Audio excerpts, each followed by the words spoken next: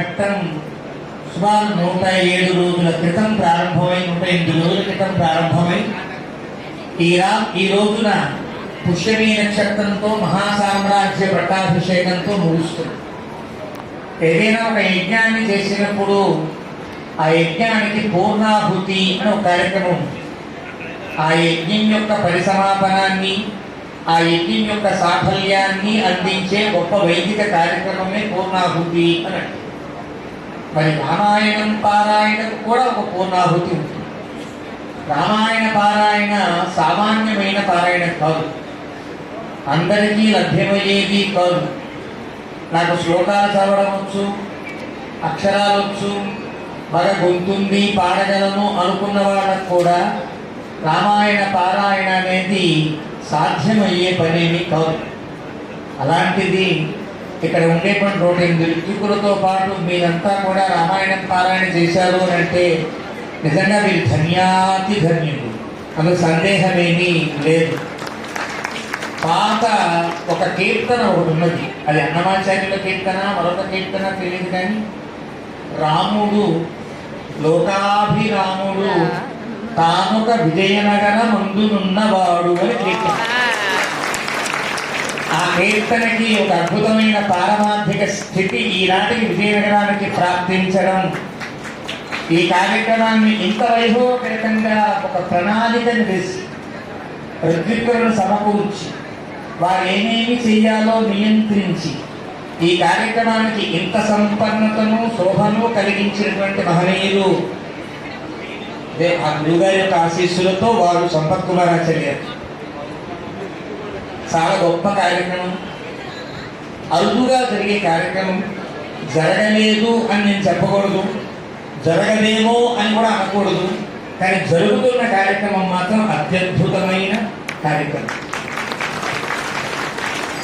ఒక 3 రోజులు బ్రహ్మోత్సవాలండి, 5 రోజులండి, 7 రోజులండి, 12 రోజులు చేస్తానండి అనుకునేటువంటి స్థితిలో 111 రోజుల పాటు దీక్షగా ఈ కార్యక్రమాన్ని నిర్వహించడం అంటే, అలాంటి నిర్వహించే ఒక అవకాశాన్ని రామచంద్ర ప్రభు వారు కల్పించడం అంటే ఇది నాణ్యత్ర స్పృహణీయము, నాణ్యత్ర దర్శనీయము అయిన కార్యక్రమం. అలాంటి కార్యక్రమంలో నేను ఒక వ్యక్తిగా ఈ కార్యక్రమంలో పాల్గొనడం చాలా భాగ్యంగా భావిస్తున్నాను. పట్టాభిషేకం చాలా గొప్పది.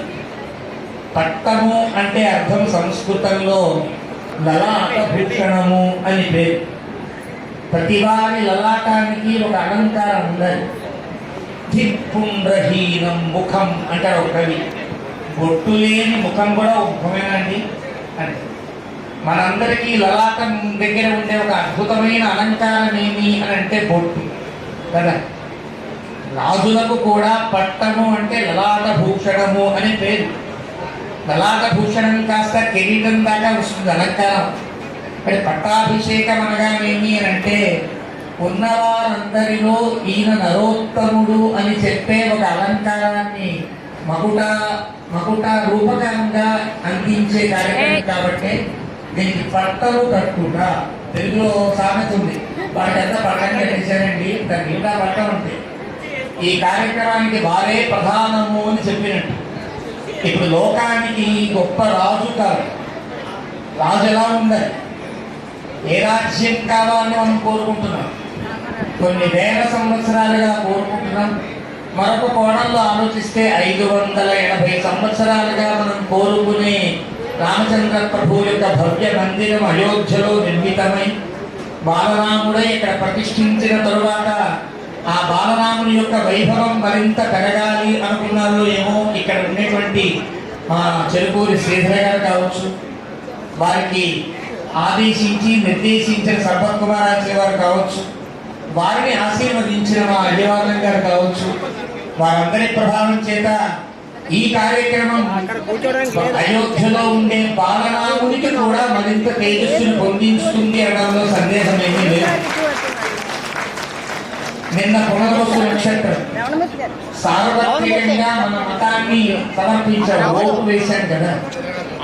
రాజే రాముడే కావాలి, రాముడిని కొలిచేవారే రాజులు కావాలి, ధర్మం నిలబడాలి అనే ఉద్దేశంతో నిన్న పునర్వసనాలు ఓటింగ్ జరిగిందేమో తెలియదు, కానీ ధర్మము గెలవాలి. ధర్మం గెలుస్తుంది. ధర్మం గెలిస్తే ఇలాంటి మన ధార్మిక కార్యక్రమాలు ఎన్నో ఎన్నో ఎన్నెన్నో చేసుకునే వెసులుబాటు, అవకాశము, ప్రేరణ, స్ఫూర్తి కలగాలంటే రాజ్యం రాముని విశ్వసించి, రాముని ఆరాధించే, రాముడే ప్రాణమని భావించే వ్యక్తులంతా గెలవాలి, ధర్మం నిలవాలి అనే ఉద్దేశంతోనే నిన్న ఆ కార్యక్రమం కాగానే ఇవాళ రాజుగారు రాముడికి పట్టాభిషేకం చేస్తున్నాం. అంటే మనం అడ్వాన్స్గా ఉన్నాం, భవిష్యత్తును ఆలోచించాం. ఇంకా ఈ సార్వత్రికమైనటువంటి దీనిలో రాముడే రాజు కాబోతున్నాడు అని ప్రకటించాం, లేదా రాజవుతున్న ప్రతివాడు రాముడిలా ఉండాలి అని కోరుకుంటున్నాం. చాలా అద్భుతమైనటువంటి కార్యక్రమం. ఈ కార్యక్రమం ఆరంభాన్ని చేయవలసిందిగా మా రామకృష్ణ మనసే వారిని కోరుతూ మధ్య మధ్యలో నేను విసిగిస్తూ ఉంటాను. విషయపోడు ఆగమార్థం దేవానాం గమనార్థం దర్శనాం ఒడియాభ్యంతరం తత్రా దేవతా